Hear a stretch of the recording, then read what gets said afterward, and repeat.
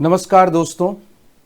IAS 2020 के ethics के प्रश्न पत्र में एक प्रश्न पूछा गया और वह प्रश्न सकारात्मक अभिवृत्ति पर पूछा गया कि सकारात्मक अभिवृत्ति के योगदान या सकारात्मक अभिवृत्ति को विकसित करने में ऐसे कौन से कारक हैं जो योगदान करते हैं। इस प्रश्न को देखेंगे और इस प्रश्न का जो उत्तर हो सकता है, मॉडल उत्तर हो सकता है, उस उत्तर को देखेंगे। एक सकारात्मक अभिवृत्ति एक लोक सेवक की अनिवार्य विशेषता मानी जाती है जिसे प्रायः नितांत दबाव में कार्य करना पड़ता है। एक व्यक्ति की सकारात्मक अभिवृत्ति में क्या योगदान देता है? A positive attitude is considered to be an essential characteristic of a civil servant who is often required to function under extreme stress. What contributes to a positive attitude in a person? अब ये जो प्रश्न है, ये प्रश्न न केवल IAS मुख्य परीक्षा 2020 में पूछा गया, बल्कि ये उत्तर प्रदेश, राजस्थान प्रशासनिक सेवा, मध्य प्रदेश और इसके साथ ही उत्तराखंड, जहां जहां भी नीति शास्त्र का प्रश्न पत्र या नीति शास्त्र पाठ्यक्रम में मुख्य परीक्षा में शामिल है, वहां भी पूछा जा सकता है। इस प्रश्न का सरल रूप क्या होगा? सकारात्मक अभिवृत्ति के विकास में योगदान देने वाले घटकों को बताइए।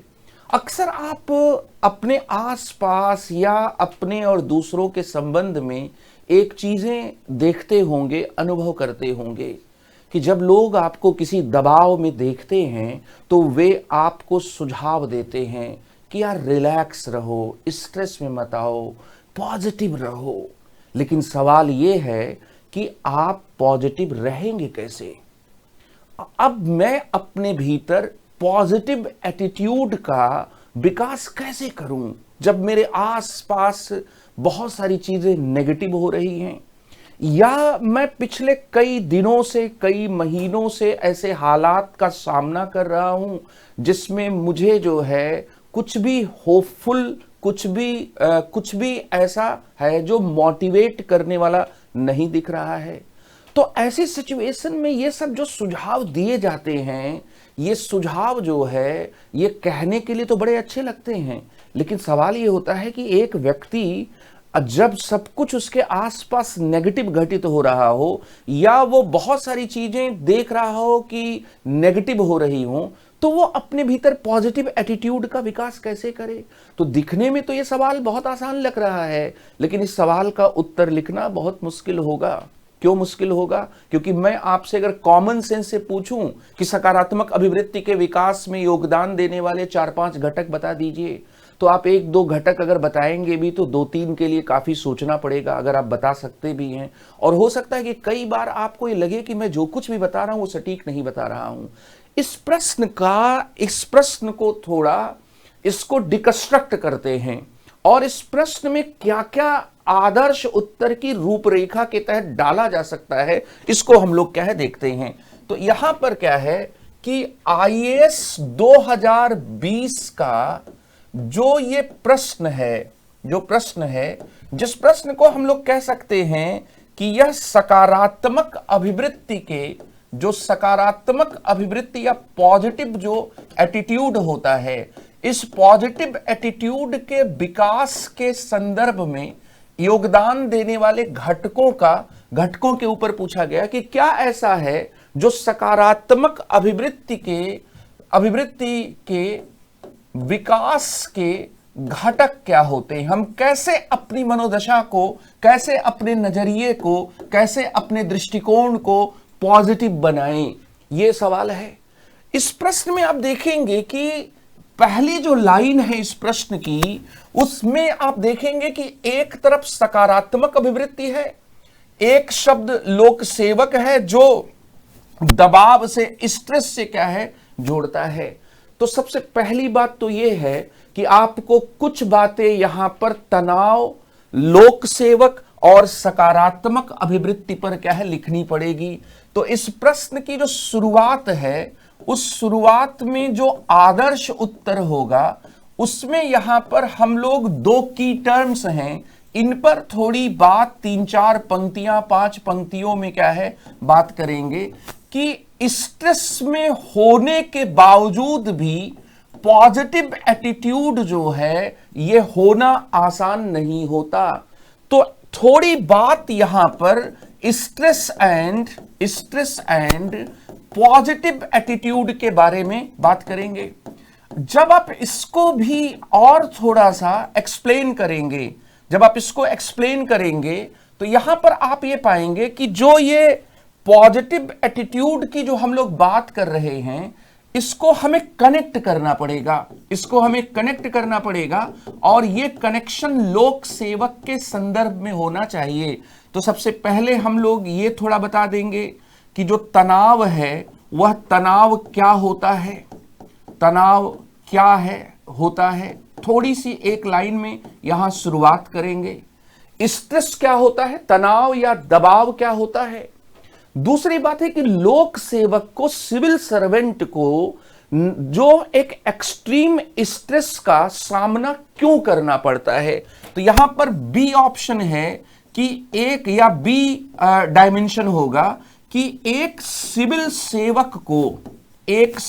सेवक को तनाव का सामना या अतिशय दबाव का सामना, एक्सट्रीम स्ट्रेस का सामना, अतिशय दबाव का सामना क्यों करना पड़ता है। थोड़ी सी बात इस पर करेंगे, क्यों करना पड़ता है। और इसका एक और डायमेंशन है कि आखिर ये प्रश्न में क्यों कहा गया है कि सिविल सेवक से अपेक्षा की जाती है कि वह अपने भीतर क्या है, सकारात्मक अभिवृत्ति क्या है रखे।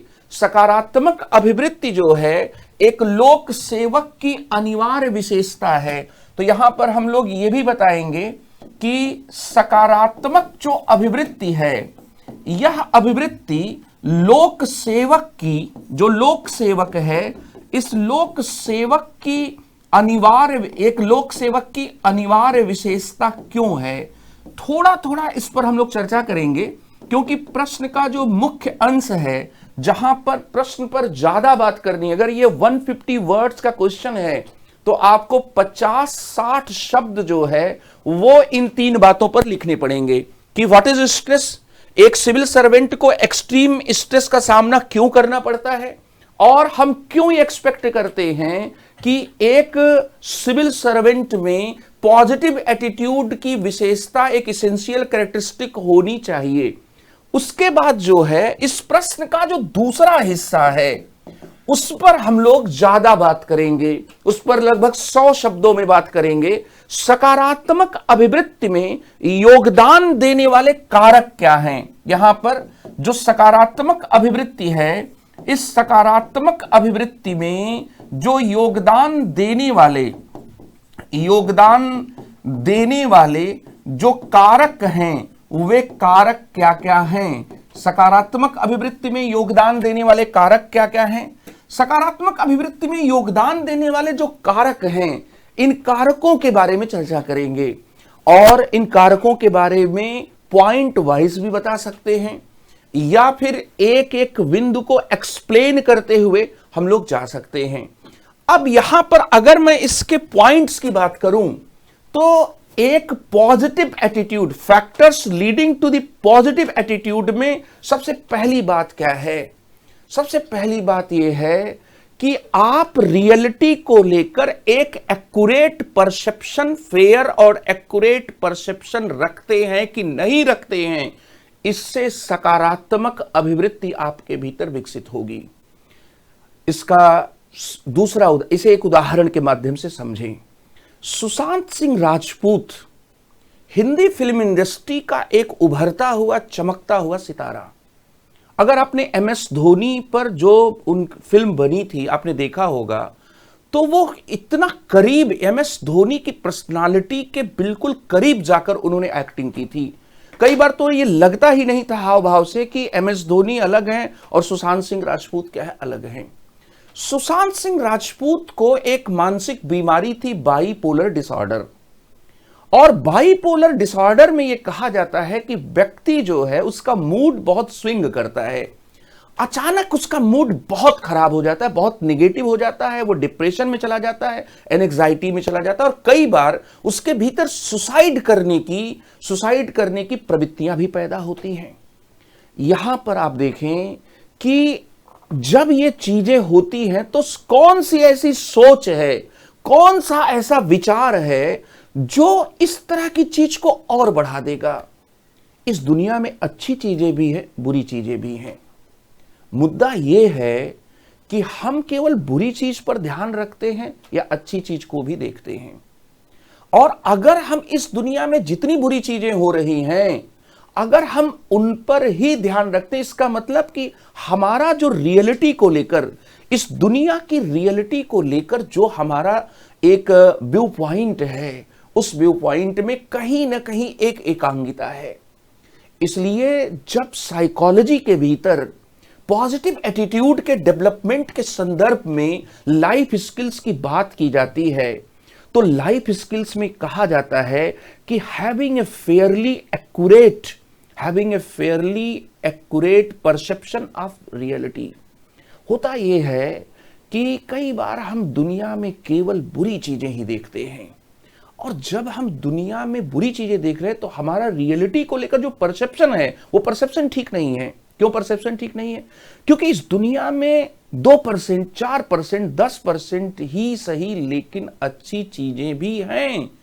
इसलिए दुनिया अच्छी और बुरी दोनों है, लेकिन दुनिया को केवल अच्छा मानना यह भी एक बहुत ही क्या है, निराधार किस्म का आशावाद है।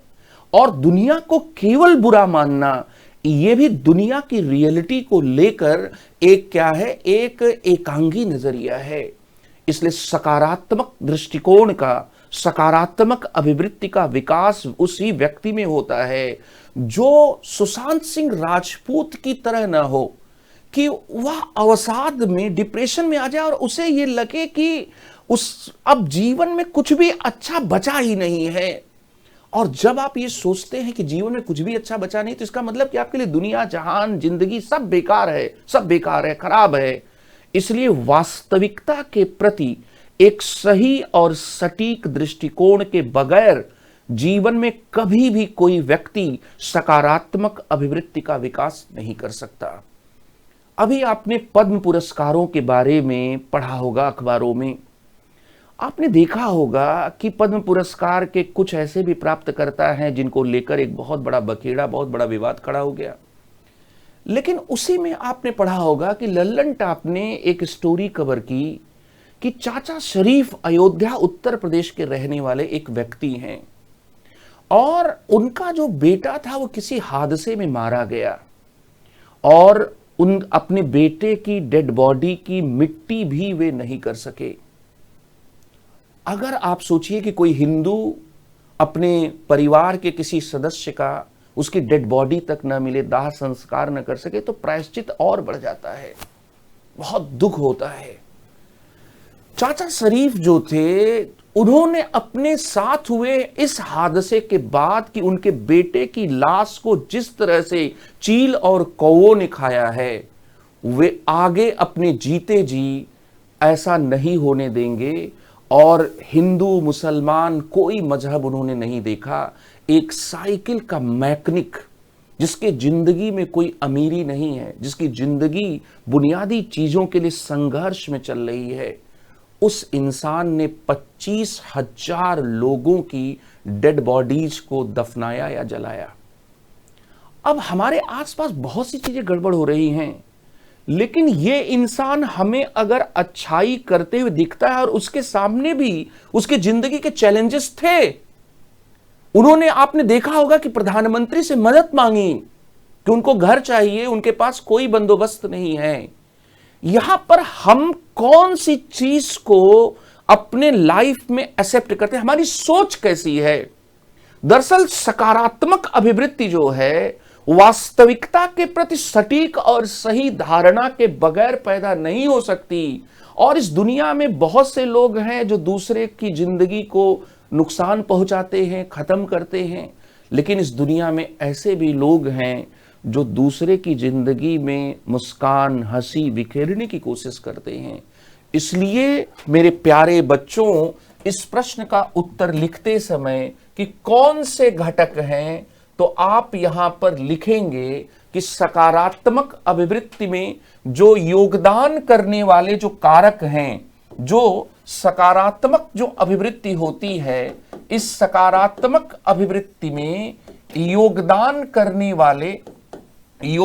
करने वाले जो कारक हैं, उसमें कौन सा कारक सबसे महत्वपूर्ण होता है? Factors leading to a positive attitude, factor leading to the positive attitude. तो यहां पर मैंने कहा आपसे कि having a fairly accurate perception of reality, यहां पर मैंने आपसे कहा कि having a fairly accurate perception of the reality, perception of the reality, इसको हिंदी में कहेंगे कि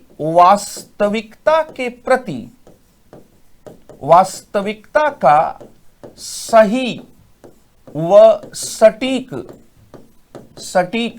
प्रत्यक्षीकरण, ये पहला इंपॉर्टेंट है। और मैंने आपको बताया कि सब कुछ अच्छा है, सब कुछ बुरा है, ये दोनों अवास्तविक धारणाएं हैं। लेकिन अगर कुछ भी अच्छा है तो जीवन चलाने के लिए उसी अच्छे की क्या होगी, जरूरत क्या है, होगी।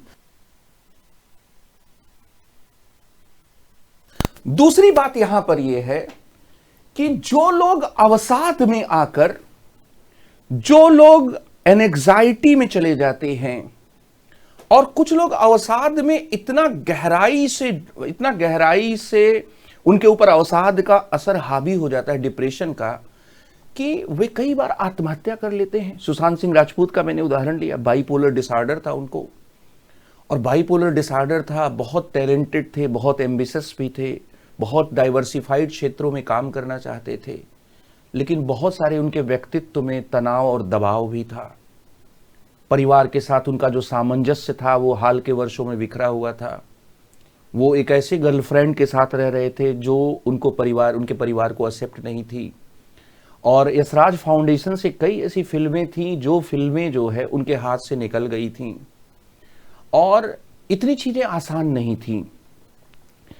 लेकिन अगर कोई व्यक्ति अपने जीवन के बारे में जब नकारात्मक सोचता है, तो वो अगर ये सोचे कि उस नकारात्मक कदम का उसके संबंधियों, रिश्तेदारों, परिजनों पर क्या असर होगा, उनको तो जिंदगी भर समाज के ताने सुनना पड़ेगा कि इतना कमजोर इंसान था कि बूढ़े माता पिता को एक दर्द देकर चला गया आत्महत्या करके। तो अगर एक सेंस ऑफ पर्पस है लाइफ में, और रिस्पॉन्सिबिलिटी है केवल अपने प्रति ही नहीं दूसरे के प्रति, तो ऐसी स्थिति में सकारात्मक अभिवृत्ति होगा। लेकिन जिस दिन जिस पॉइंट पर हम जिंदगी में एक सेंस ऑफ पर्पस खो देते हैं, जब हम जिंदगी में एक रिस्पॉन्सिबिलिटी महसूस नहीं करते दूसरों के प्रति, जैसे प्रसिद्ध जर्मन विचारक इमैनुअल कांट ने कहा था कि आत्महत्या न करना हमारा अपने प्रति जो है वो कैटेगोरिकल इंपरेटिव, वो एक क्या है, कर्तव्य है। तो इसी तरह से अपने व्यक्तित्व का विकास करना, अपने जीवन का विकास करना, ये हमारा अपने प्रति कर्तव्य है। तो मेरा कुछ अपने प्रति कर्तव्य है और मेरा कुछ कर्तव्य दूसरे के प्रति भी है, तो मेरे कुछ उत्तरदायित्व भी हैं। और जिंदगी की जो गाड़ी है, मेरी जिंदगी की गाड़ी का ड्राइवर मैं हूं, और यहां पर ये पर्पस क्या है, जिंदगी में होना चाहिए। इसलिए सकारात्मक अभिवृत्ति के विकास में एक दूसरी बात भी कही जाती है कि जीवन में उत्तरदायित्व और उद्देश्य की भावना का होना जरूरी होता है। और यह उत्तरदायित्व और उद्देश्य जो है वो सिर्फ और सिर्फ केवल मुझसे जुड़ा हुआ नहीं है, मेरा अपने माता पिता के प्रति, मेरा अपने परिवार के लोगों के प्रति, मेरा अपने पत्नी के प्रति, पति के प्रति, बेटे के प्रति, बेटी के प्रति, भाई के प्रति, चाचा के प्रति, इन सब के साथ पड़ोसियों के प्रति कुछ न कुछ उत्तरदायित्व तो होता ही होता है। और इतना तो उत्तरदायित्व तो होता है कि हम उन्हें दुखी ना करें अपने किसी कार्य से। तो यहां पर ये सेंस ऑफ पर्पस लाइफ में होना बहुत जरूरी है। जैसे कई बार कुछ दिनों पहले मैंने अखबार में खबर पढ़ी कि मुखर्जी नगर के एक बच्चे ने सुसाइड कर लिया। आप ये सोच कर देखिए कि बच्चे ने जिस समय सुसाइड किया होगा उस समय वो नेगेटिव एटीट्यूड के चरम बिंदु पर था। उसको जीवन में कोई उम्मीद, उसको जीवन में कोई आशा, उसको जीवन में किसी भी प्रकार का उजास नहीं दिख रहा था। लेकिन उसके आत्महत्या करने के बाद उसके माता पिता, उसके परिवार के ऊपर क्या गुजरेगी। और कोटा में तैयारी करने वाले, जो आईआईटी की तैयारी करने वाले, मेडिकल की तैयारी करने वाले जो बच्चे जाते हैं, वो कई बार तैयारी के स्ट्रेस में आकर, तैयारी के दबाव में आकर वे सुसाइड कर लेते हैं। क्या जिंदगी का पर्पज केवल डॉक्टर, इंजीनियर, आईएएस बनना है? नहीं बन पाए। जो लोग नहीं बन पाए उनका जीवन नहीं चल रहा है, चल रहा है। इसका मतलब कि हमने जिंदगी को किससे जोड़ दिया? एक नौकरी से। हमने जिंदगी को एक एम्बिशन से जोड़ दिया और हमने उस एम्बिशन को लार्जर देन लाइफ बना दिया। हमने इस एक जिंदगी की चीज को जिंदगी से भी बड़ी बना दिया। डॉक्टर क्या है? डॉक्टर बनने के बाद, इंजीनियर बनने के बाद क्या होगा? एक अच्छा घर होगा, रुपए पैसे होंगे, अपने हिसाब से आप जीवन जी पाएंगे। लेकिन अगर कम भी होगा तो क्या होगा? आपको भी तो 2400, 2800, 3000 कैलोरी चाहिए। वो कैलोरी जो है वो डोमिनोज का पिज्जा खाकर पूरा हो, बर्गर खाकर पूरा हो, या दाल चावल रोटी सब्जी सादा खाना खाकर पूरा हो। इस बात से क्या फर्क पड़ता है? इसलिए सेंस ऑफ पर्पज होना चाहिए लाइफ में, और यहां पर उसके साथ एक रिस्पॉन्सिबिलिटी भी होनी चाहिए। और ये जो बात है, ये बात व्यक्ति में पॉजिटिव एटीट्यूड डेवलपमेंट की तरफ जाती है। सुशांत सिंह राजपूत ने अगर एक बार भी ये सोचा होगा कि मेरे इस कदम का मेरी बहनों पर और मेरे पिता पर, मेरे दोस्तों पर क्या असर पड़ेगा, लोग ये मानेंगे कि वह एक ऐसा व्यक्ति था जो स्ट्रेस का सामना नहीं कर पाया, उसे लड़ना चाहिए था। और जीवन में किसी भी चीज को जीवन से बड़ा नहीं बना सकते आप। तो इसका मतलब सकारात्मक अभिवृत्तियां, दरअसल जीवन में जो हम उत्तरदायित्व और इसके साथ ही उद्देश्य की जो भावना रखते हैं उससे जुड़ी होती हैं। जीवन में उत्तरदायित्व और उद्देश्य की जो भावना है उससे जुड़ी है। अ sense of purpose in life and responsibility. तो इसको कहते हैं अ sense of purpose in life and responsibility. ये दूसरा फैक्टर है। यहां पर जैसा मैंने कहा कि factors leading to the positive attitude, और जब आप एटीट्यूड फॉर्मेशन को पढ़ते हैं तो वहां पर बताया जाता है एटीट्यूड फॉर्मेशन में मेरे अपने विचार, स्वयं के अनुभव, स्वयं का प्रत्यक्ष, मेरा सोशल इंटरेक्शन, मेरे पास जो सूचनाएं आती हैं वो सूचनाएं, आनुवंशिक कारक, ये सब एटीट्यूड फॉर्मेशन में क्या करते हैं, एटीट्यूड फॉर्मेशन के प्रोसेस को क्या करते हैं, प्रभावित करते हैं। लेकिन सकारात्मक अभिवृत्तियों का बहुत गहरा संबंध व्यक्ति की सोच से जुड़ा होता है, क्योंकि सोच से ही फिर व्यक्ति का व्यवहार क्या है, संबंधित होता है।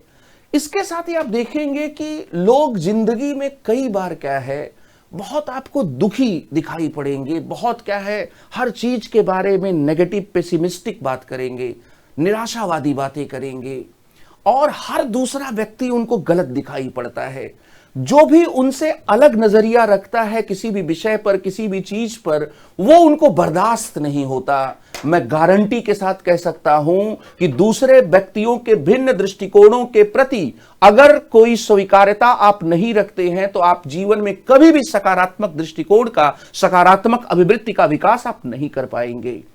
जैसे आप समझदार हैं, आप विवेकशील हैं, जैसे आपको इस समाज, दुनिया, व्यक्ति, परिवार को देखने का एक नजरिया है, वैसे ही, उसी तरह से ही दूसरे व्यक्ति का भी एक अपना व्यू पॉइंट हो सकता है।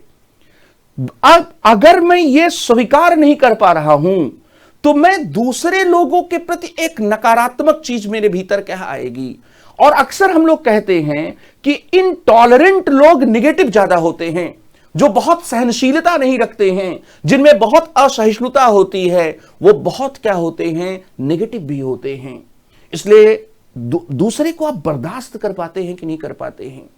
दूसरे को बर्दाश्त करना भी जरूरी है। और वो शौक के मामले में हो, वो पढ़ने लिखने के मामले में हो, वो जिंदगी के मामले में हो, ये बात बहुत जरूरी है। ऑनर किलिंग होती है।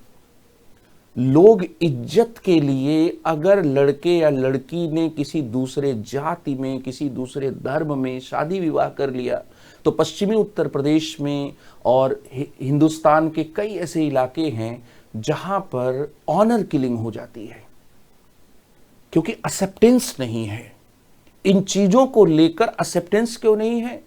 क्योंकि इज्जत बड़ी चीज है, आदमी की जिंदगी बड़ी चीज रही है। छोड़ दीजिए आप, अगर आपको कोई चीज बर्दाश्त नहीं हो रही है तो उनकी जिंदगी से आप निकल सकते हैं, लेकिन दूसरे की जिंदगी को नुकसान पहुंचाने की हद तक या उस कट्टरता तक अगर आप गए, इसका मतलब कि दूसरे व्यक्तियों के भिन्न दृष्टिकोणों के प्रति आप में बर्दाश्त करने की आप में स्वीकार्यता नहीं है, आप में टॉलरेंस नहीं है। जैसे टॉलरेंस की जरूरत कब होती है? टॉलरेंस की जरूरत तब बिल्कुल नहीं होती जब मेरे और आपके विचार, मेरे और आपकी पसंद, मेरे और आपके जो विश्वास हैं वो मिलते जुलते हों। टॉलरेंस की जरूरत तब होती है जब मेरे और आपके विश्वासों में, मेरे और आपके पसंद में, मेरे और आपके शौक में, मेरे और आपके दृष्टिकोण में अंतर होगा। अगर मैं हिंदू धर्म का अनुयायी हूं, मैं हजारों देवताओं की पूजा कर सकता हूं, और अगर आप इस्लाम धर्म के अनुयायी हैं, मुसलमान हैं, तो आपके लिए एकेश्वरवाद होगा। हिंदू जो है वो कई लोगों में कई अलौकिक सत्ताओं की उपासना करता है, ईसाईयत और इस्लाम नहीं करते हैं, वो एक ईश्वर में विश्वास करते हैं। हिंदू पुनर्जन्म में विश्वास करता है, लेकिन ईसाईयत और इस्लाम पुनर्जन्म में विश्वास नहीं करते हैं। तो अब यहां पर क्या है कि ये दूसरा व्यू पॉइंट है, इस दूसरे व्यू पॉइंट को गलत मानकर रिजेक्ट कर देना, ये बात भी ठीक नहीं होती। और अगर मैं कहता हूं कि मुझे अरिजीत का गाना बहुत अच्छा लगता है, आप ये कहते हैं कि अरिजीत भी सर कोई गायक है, जब भी उनका गाना सुनता हूं रोना आता है सर, फालतू की बात है सर, मुझे तो भांगड़ा वाले पसंद आते हैं। तो अब यहां पर क्या है, मुझे रैप वाले पसंद आते हैं। तो यहां पर क्या है कि आपकी पसंद अपने दृष्टिकोण से ठीक हो सकती है, मेरी पसंद अपने दृष्टिकोण से ठीक हो सकती है। सकारात्मक अभिवृत्ति के विकास के लिए दूसरे व्यक्तियों के भिन्न दृष्टिकोणों को स्वीकार करना और उनके प्रति सहिष्णुता होना भी जरूरी होता है। यह तीसरा पॉइंट आप लिखेंगे कि दूसरे व्यक्ति जो हैं, दूसरे व्यक्तियों के भिन्न दृष्टिकोणों, दूसरे व्यक्तियों के भिन्न दृष्टिकोणों का के प्रति स्वीकृति और सहिष्णुता, टॉलरेंस, यह भी क्या है, जरूरी है। यह कैसे जरूरी है? तो acceptance and tolerance for different view points of the others. यहां पर acceptance and tolerance of different view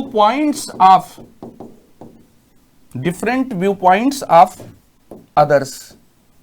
यह भी एक जरूरी बात है कि यह लीडिंग फैक्टर है। यह जो है, यह क्या है, लीडिंग फैक्टर है। इसके साथ ही आप देखेंगे कि कुछ लोग ऐसे होते हैं जो अपनी कामयाबी का सेहरा अपने को देते हैं, बांधते हैं, और अपनी नाकामयाबी का सेहरा दूसरे के ऊपर जबरदस्ती ले जाकर बांधने के लिए तैयार रहते हैं।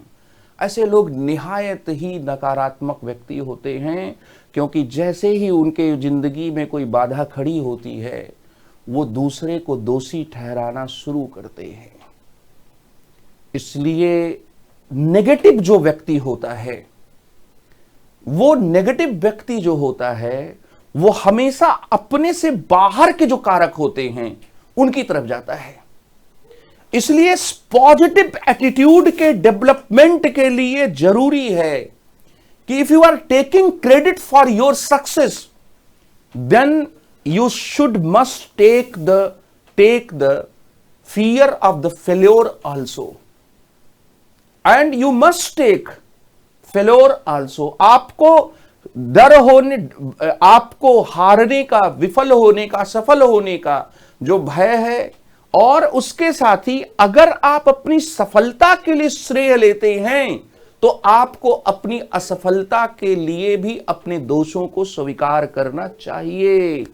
ये पॉजिटिव एटीट्यूड के लिए क्या है और हमेशा हालात में ऐसा होता है कि कुछ बाहर के लोग फैक्टर्स होते हैं, जैसे कि आप ये देखेंगे कि कई बार हिंदी माध्यम के बारे में बात लोग करते हैं और वो कहते हैं कि यूपीएससी के पैटर्न की वजह से, प्रारंभिक परीक्षा में यूपीएससी के पैटर्न की वजह से सिर्फ और सिर्फ हिंदी माध्यम के रिजल्ट को कम बताना, ये दरअसल क्या है, कुछ तथ्यों को उपेक्षित करना है।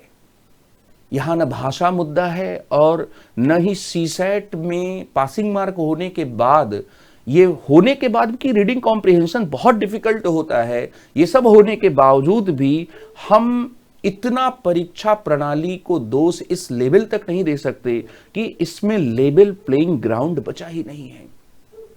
अगर प्रीलिम्स होने के बाद क्रेडिट उसका आप लेते हैं तो प्रीलिम्स नहीं होने के बाद उसका फेल्योर भी आपको अपने मत्थे मढ़ना चाहिए। इसलिए यहां पर एक अगला जो पॉइंट है, वह अगला पॉइंट क्या है कि अगर आप सफलता के लिए श्रेय लेते हैं तो आपको असफलता के लिए भी दोषों को, जिम्मेदारियों को स्वीकार करना चाहिए। सफलता के लिए श्रेय लेना एवं विफलता के दोषों को स्वीकार करना, विफलता के दोषों को, विफलता की कमियों को, विफलता की तरफ ले जाने वाले जो फैक्टर हैं उनको क्या है, स्वीकार करना। यह भी पॉजिटिव एटीट्यूड के डेवलपमेंट के लिए जरूरी होता है। एक स्टीफन कवी की किताब आती है 7 habits of highly effective people. उसमें उन्होंने एक बड़ी जबरदस्त बात कही है कि जो व्यक्ति बहुत ही चिड़चिड़े स्वभाव का होता है, उसके व्यक्तित्व की जो चाबी होती है वो दूसरे के हाथ में होती है। मैं जानता हूं कि आप बहुत शॉर्ट टेम्पर्ड हैं, तो आपको किसी भी बात पर ट्रिगर करके, उकसा कर, भड़का कर आपको आपके फोकस से, आपके काम से हटाया जा सकता है। इसलिए डोंट बी रिएक्टिव पर्सन। जो लोग अपने कामों की व्याख्या ज्यादा से ज्यादा बाहरी कारणों पर करेंगे, उतना ही उनमें बाहर की चीजें बाधक दिखाई पड़ेंगी और नकारात्मक अभिवृत्ति भी होगी। इसलिए मनोविज्ञान यह कहता है कि सफलता के लिए अगर आप श्रेय लेते हैं तो विफलता के दोषों को भी क्या है, आप स्वीकार।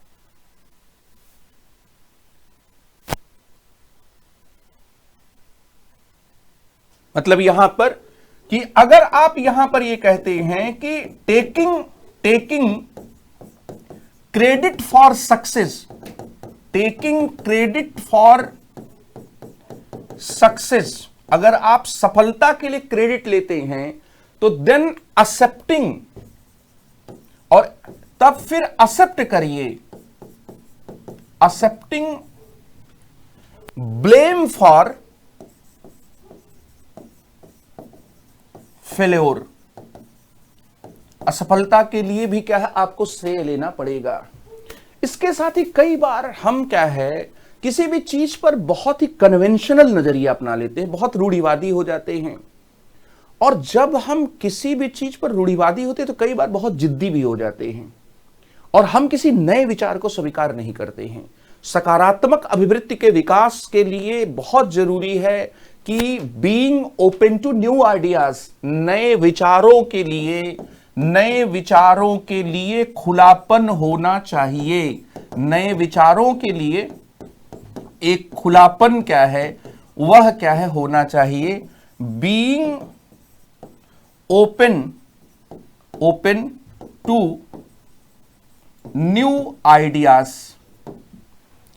कि नए विचारों के लिए क्या है, खुलापन होना चाहिए। जैसे कुछ लोगों को आप देखेंगे कि उनका स्वभाव बहुत ही विनोदी होता है। उनके स्वभाव की खासियत होती है कि वो अपने पर भी हंस सकते हैं। आप कहते हैं, इंग्लिश में कहा जाता है कि इनका सेंस ऑफ ह्यूमर बहुत अच्छा है। और कुछ लोग ऐसे भी उसमें भी आप देखेंगे कि कुछ में अपने का एक सेल्फ डिप्रिशिएटिंग ह्यूमर भी होता है। हम अपने ऊपर भी अगर हंस सकते हैं तो इसका मतलब कि हम अपनी कमियों को तो देख ही सकते हैं और हमारा फोकस हमारे ऊपर क्या रहेगा। इसलिए विनोदी स्वभाव का होना, आत्म परिहास रखना, having a sense of humour with the ability to laugh at oneself, यह भी क्या हमें कनेक्टेड रखता है, हमें कंटेंटेड रखता है, हमें सेंटर्ड रखता है। इसलिए विनोदी स्वभाव का होना, यहां पर यह भी है कि विनोदी स्वभाव का होना, विनोदी स्वभाव व आत्म परिहास यह भी सकारात्मक अभिवृत्ति से जोड़ा जाता है। यहां पर क्या है, हम लोग ये कहेंगे कि एक सेंस ऑफ ह्यूमर होना चाहिए, और वो सेंस ऑफ ह्यूमर जो है, इसके साथ ही कई बार आप देखेंगे कि कुछ लोगों में सेल्फ डिप्रिशिएटिंग जो है, सेल्फ डिप्रिशिएटिंग ह्यूमर होता है। उनमें आप देखेंगे कि एक प्रकार की विनम्रता भी होती है, वो चीजों को स्वीकार भी कर लेते हैं। और कुछ लोग ऐसे होते हैं जो हमेशा गाना गाते हैं कि मैं और मेरी तन्हाई, अक्सर ये बातें करते हैं, मैं। कबीर ने समझाया कि जब मैं था तब हरि नहीं, अब हरि हैं मैं नाही। सबसे बड़ी इंसान की जिंदगी में प्रॉब्लम क्या होती है? ईगो। ईगो जब होगा तो आप अपने आप को हमेशा सोचेंगे कि यार मैं तो मजाक का पात्र बन गया, मेरे ऊपर तो वो हंस दिया उसने, और मैं अपने ऊपर भी नहीं हंस सकता क्योंकि मेरा ईगो उससे भी हर्ट हो जाएगा। अब यहां आप देखेंगे कि ये जो चीज है, ये हमें अपने ऊपर सेंटर्ड नहीं रहने देती। कोई बात नहीं, अगर मुझसे कुछ गड़बड़ हो गया है तो लोग हंस सकते हैं, लेकिन उसका यह मतलब नहीं कि मैं हंसना बंद कर दूं या दूसरे पर केंद्रित हो जाऊं। मुझे अपने ऊपर केंद्रित होने के लिए, चीजों को सही परिप्रेक्ष्य में देखने के लिए, see things in a proper perspective, to remain centred, you must have a sense of humour with self deprecating ability to laugh to oneself. और यह चीज क्या है, कही जाती है कि व्यक्ति के सकारात्मक अभिवृत्ति के लिए बहुत जरूरी होती है। जैसे कई बार हमें डर होता है कि अरे यार कहीं मजाक का पात्र ना बन जाऊं। अगर मैं कहीं पर भी मेरे साथ कुछ मजाक हो रहा है तो उसे अगर मैं ईगो से ले रहा हूं और दोस्तों के बीच में बैठा हुआ हूं तो संबंध भी खराब होते हैं और नेगेटिविटी भी कहीं ना कहीं आती है। इसके साथ ही डैनियल गोलमैन ने एक आर्टिकल लिखा, इमोशनल इंटेलिजेंस के महान सिद्धांतकारों में से एक डैनियल गोलमैन ने, व्हाट मेक्स अ लीडर।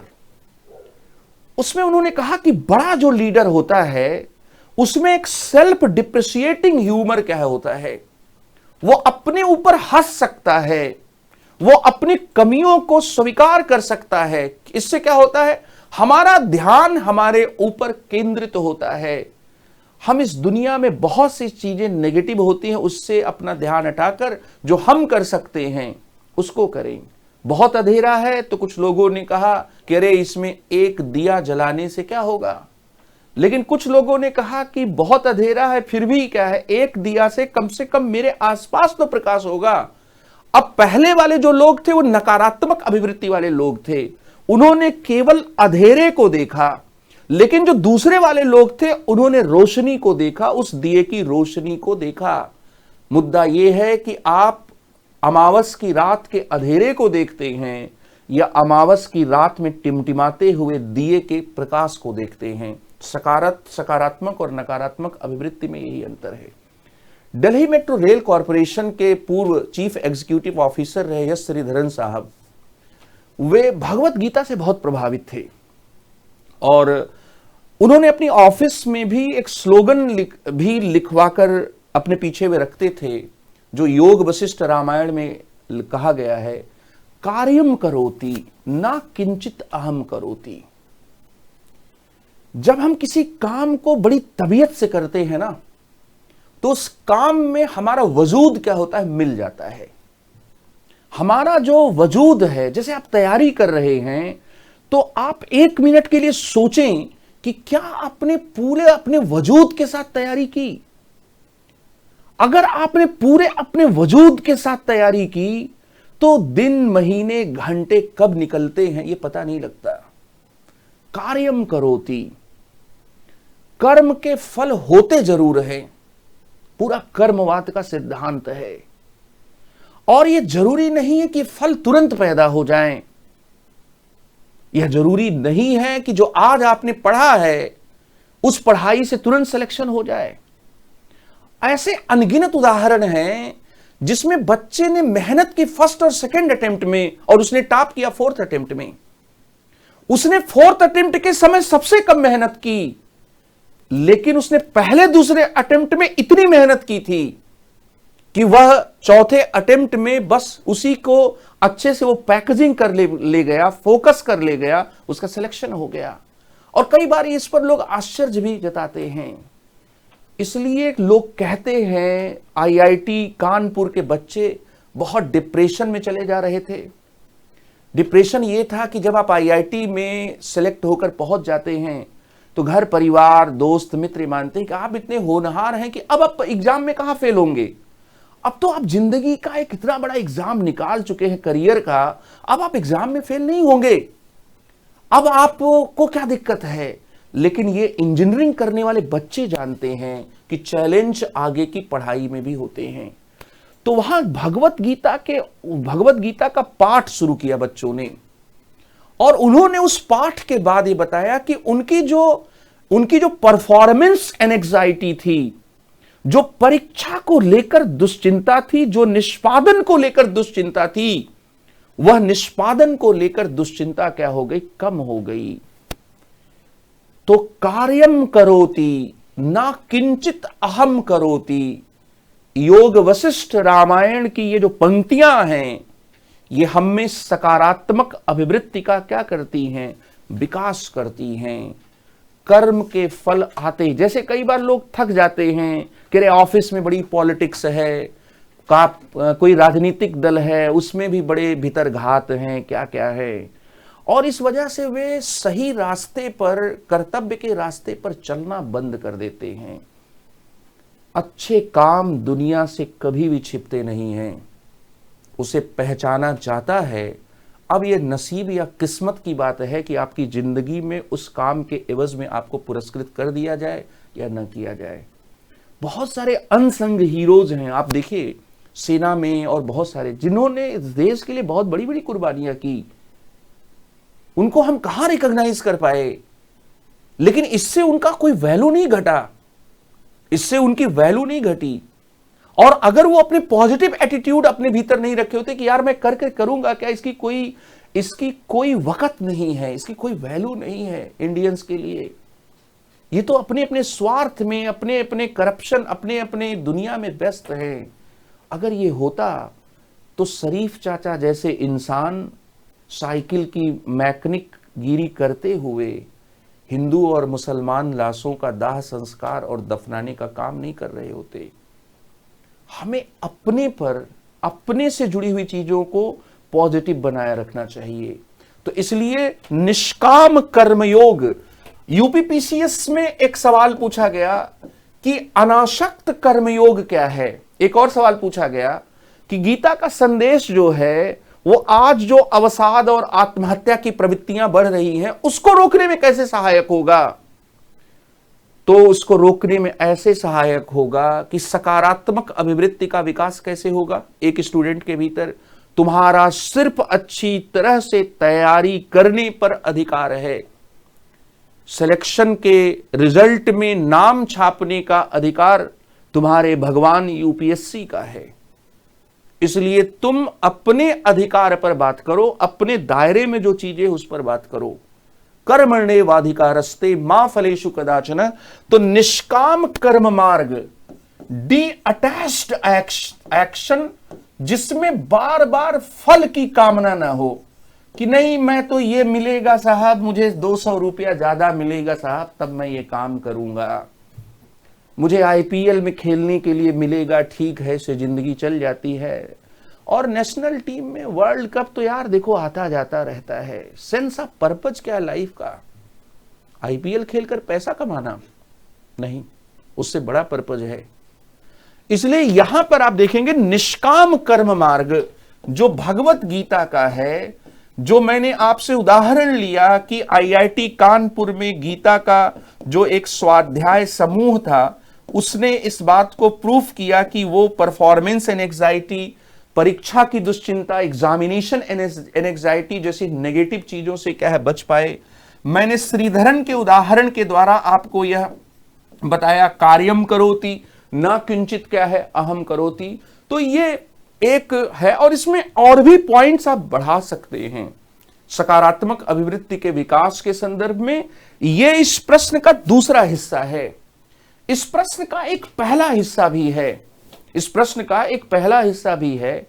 और इस प्रश्न का जो पहला हिस्सा है, उस पहले हिस्से के बारे में आप देखिए, फिर से आप देखिए कि सकारात्मक अभिवृत्ति एक लोक सेवक की अनिवार्य विशेषता मानी जाती है, जिसे प्रायः नितांत दबाव में कार्य करना पड़ता है। एक व्यक्ति की सकारात्मक अभिवृत्ति में क्या योगदान देता है? तो मैंने अभी आपको बता दिया कि एक व्यक्ति की सकारात्मक अभिवृत्ति में योगदान देने वाले जो घटक हैं, उसमें वास्तविकता के प्रति सही और सटीक परसेप्शन होना, वास्तविकता के प्रति सही और सटीक परसेप्शन होने के साथ ही एक सेंस ऑफ पर्पज होना लाइफ के प्रति और अपनी रिस्पॉन्सिबिलिटीज के प्रति। इसके साथ ही आपको यह भी बताया गया कि दूसरे व्यक्तियों के प्रति, भिन्न दृष्टिकोणों के प्रति स्वीकार्यता और सहिष्णुता का होना, सफलता के लिए श्रेय और असफलता के लिए दोष भी स्वीकार करना, नए विचारों के लिए खुलापन होना, विनोदी स्वभाव या आत्मपरिहास की विशेषता रखना, और निष्काम कर्म मार्ग। ये क्या है? एक व्यक्ति में पॉजिटिव एटीट्यूड के डेवलपमेंट में ये एक इंपॉर्टेंट, ये कुछ इंपॉर्टेंट फैक्टर्स हैं।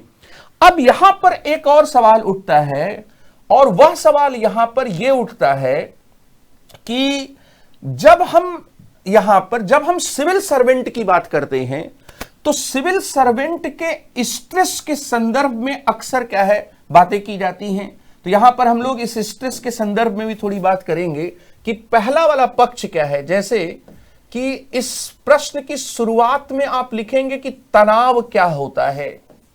तनाव की कई परिभाषाएं हैं। तनाव की परिभाषा, स्ट्रेस की परिभाषा हैंस सेले ने दी, जो तनाव पर शोध करने वाले तमाम मनोविज्ञान विद में बहुत ऊपर स्थान रखते हैं। इसके साथ ही तनाव की परिभाषा लेजारस ने दी।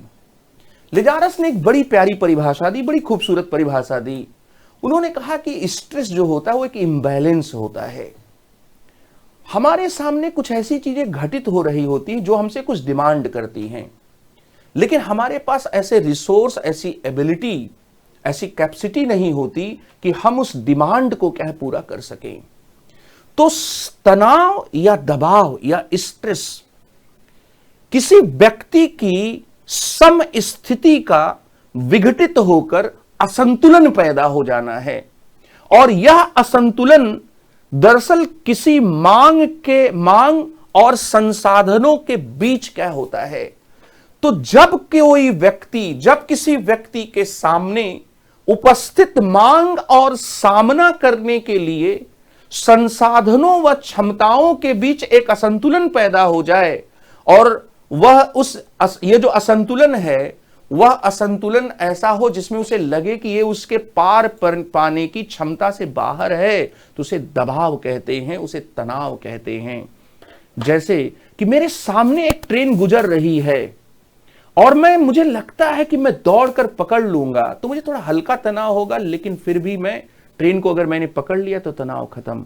लेकिन मेरे सामने कोई 50-60 किलोमीटर की स्पीड से कोई ट्रेन जा रही है और जिसमें मेरा रिजर्वेशन था, और मैं अपने सामने खड़े होकर उसके डिब्बे को और गार्ड को पीछे से देख रहा हूं, तो यहां तनाव चूंकि क्यों पैदा हुआ?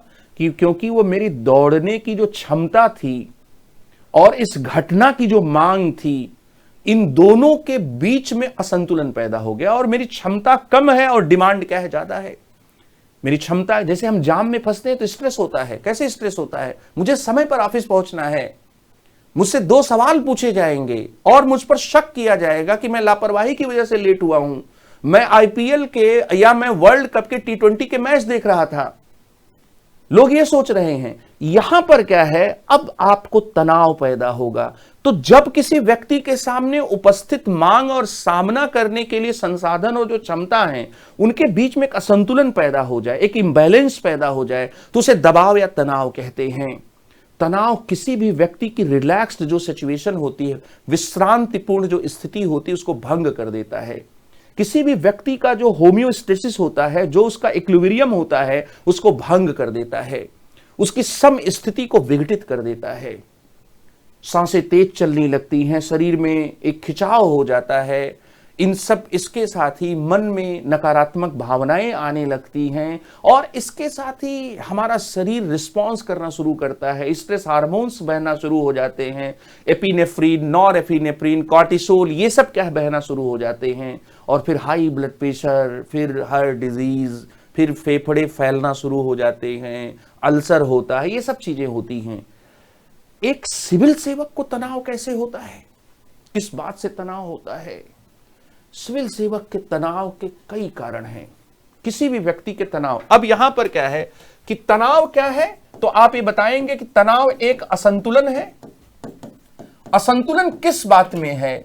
दरअसल असंतुलन है मांग में। घटना, स्थिति या व्यक्ति कुछ मांग कर रहे हैं और क्लच सिचुएशन है।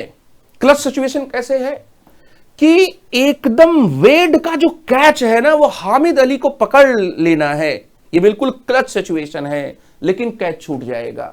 मांग है कि कैच आप पकड़ लें, लेकिन लाइट में कैच का अंदाजा लगाना क्या है, मुश्किल है। तो आपकी क्षमता, आपके संसाधन, आपकी कौशल, आपकी जो योग्यता है, वह उस मांग के अनुरूप या कम है और ऐसी स्थिति में आप एक तनाव का सामना क्या है, करेंगे।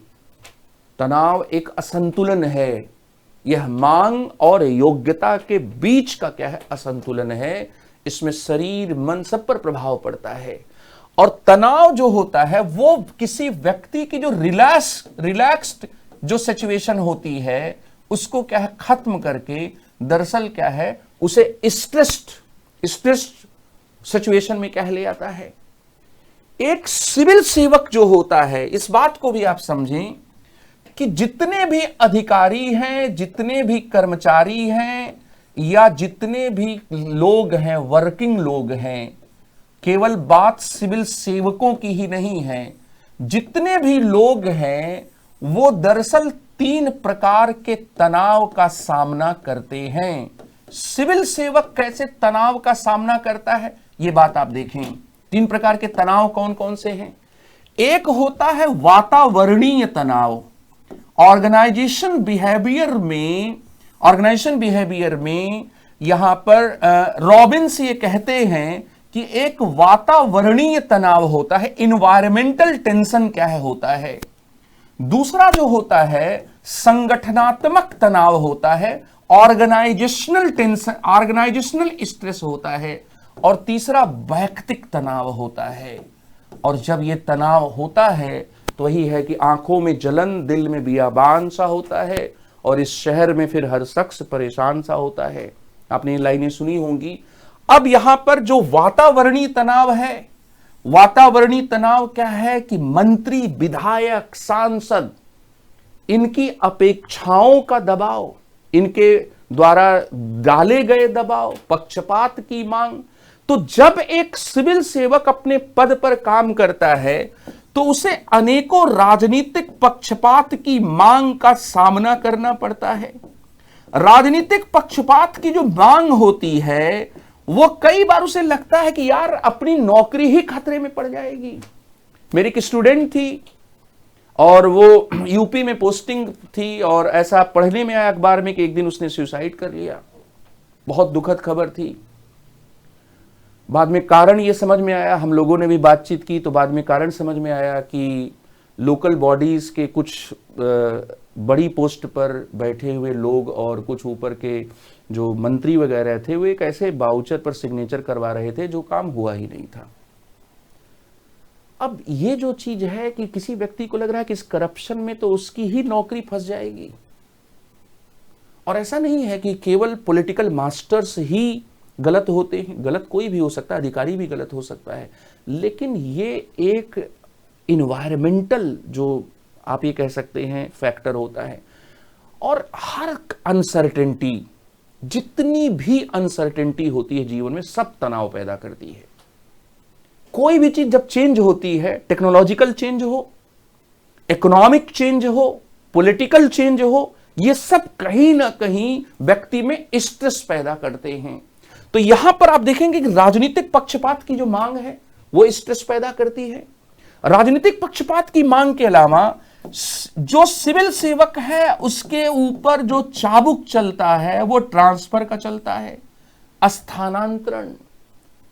अशोक खेमका के जिंदगी में आप देखिए 36 ट्रांसफर, 14 साल की नौकरी, या उनकी नौकरी ज्यादा समय की हो गई। आप ये सोचिए कि ये जो ट्रांसफर है कि आज आप दिल्ली में रोहिणी में काम कर रहे हैं, कल पीतमपुरा में काम करेंगे, परसों शाहदरा में काम करेंगे, नरसों आप सिविल लाइंस में काम कर रहे हैं, आपके घर वाले दुखी हो जाएंगे कि हद है, कभी यहाँ कभी वहाँ, कभी इतने बजे नाश्ता बना कर दो, कभी उतने बजे नाश्ता बना कर दो। ये सब क्या है? तो ट्रांसफर। इसके साथ ही तैनाती और अपेक्षाएं, तैनाती से जुड़ी हुई जो अपेक्षाएं हैं, राजनीतिक जो अनिश्चितता होती है सरकार बदलने के संदर्भ में, वो राजनीतिक अनिश्चितता भी तनाव पैदा करती है।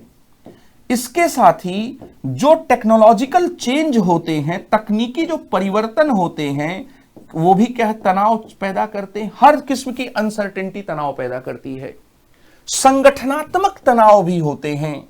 संगठनात्मक तनाव क्या होता है? पहला तो होता है कि कई बार काम बहुत ज्यादा होता है, वर्क लोड होता है, कार्यभार। कई बार परियोजना को उसका समय से अनुपालन या परिपालन जो है वह तनाव पैदा करता है। टाइमलाइन आ जाती है, वो भी टेंशन पैदा कर देता है। इसके साथ ही जो कलीग्स होते हैं, पड़ोसी, और इसके साथ ही साथ काम करने वाले, अगर आपको अच्छे मिले हैं तो आपको तनाव कम मिलेगा। अगर असंवेदनशील हैं, दुखी आत्माएं हैं, परेशान आत्माएं हैं, बगल में आपके बैठी हुई हैं, तो परेशानी का कुछ अंश भगवान के प्रसाद की तरह आप तक भी आएगा। अब बगल में बैठा हुआ आदमी ईर्ष्या में, जलन में, घर से झगड़ा करके दुखी होकर बैठा है, रोज अपने काम में कमी कुछ न कुछ पाने के बाद डांट पाता है, तो उससे ऑफिस का माहौल खराब होगा। इसलिए सहकर्मियों का जो व्यवहार होता है वो संगठनात्मक कारक में लिया जाता है। इसलिए कहा जाता है ऑर्गेनाइजेशनल इन्वायरमेंट होते हैं वो भी स्ट्रेसफुल हो सकते हैं।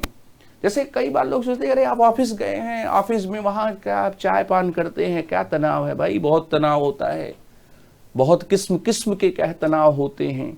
एक की नाकामी दूसरे के लिए तनाव का कारण बन जाती है, और कई बार कामयाबी भी तनाव का कारण बनती है।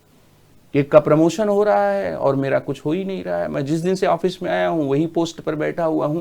तो तनाव है, संगठनात्मक तनाव, सहकर्मियों से जुड़ा हुआ जो तनाव है।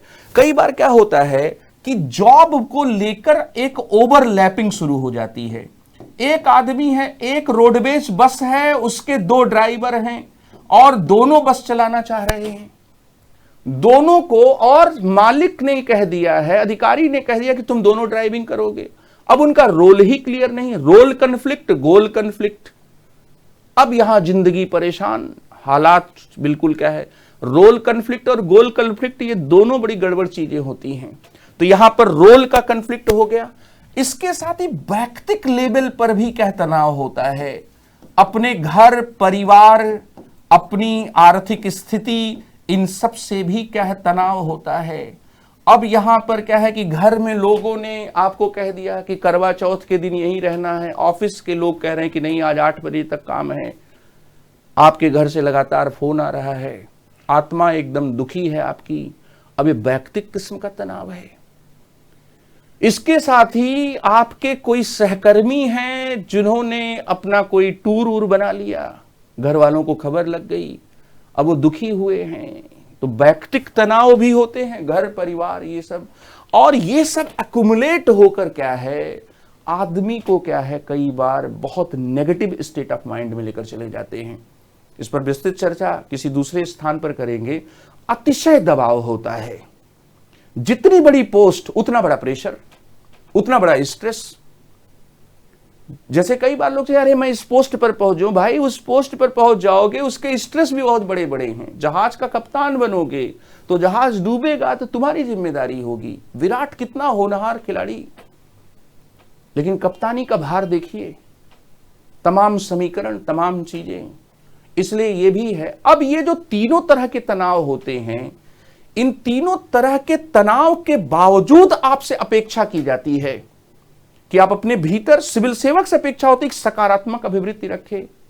क्यों अपेक्षा की जाती है? अतिशय दबाव के बावजूद भी सकारात्मक अभिवृत्ति एक सिविल सेवक की अनिवार्य विशेषता है। यह क्यों कहा जाता है?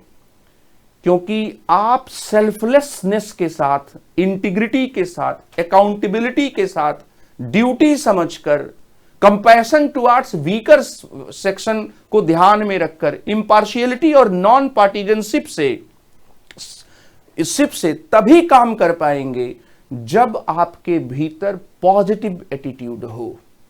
सकारात्मक अभिवृत्ति के रहने पर ही निस्वार्थ निष्ठता, सत्यनिष्ठा, उत्तरदायित्व, कर्तव्य परायणता, कमजोर वर्गों के प्रति करुणा, भेदभाव रहितता, पक्षपात मुक्त होकर कार्य करने की प्रवृत्ति आपके भीतर क्या आ पाएगी। इसलिए पॉजिटिव एटीट्यूड होगा तभी आप पब्लिक इंटरेस्ट के लिए भी सर्व कर पाएंगे।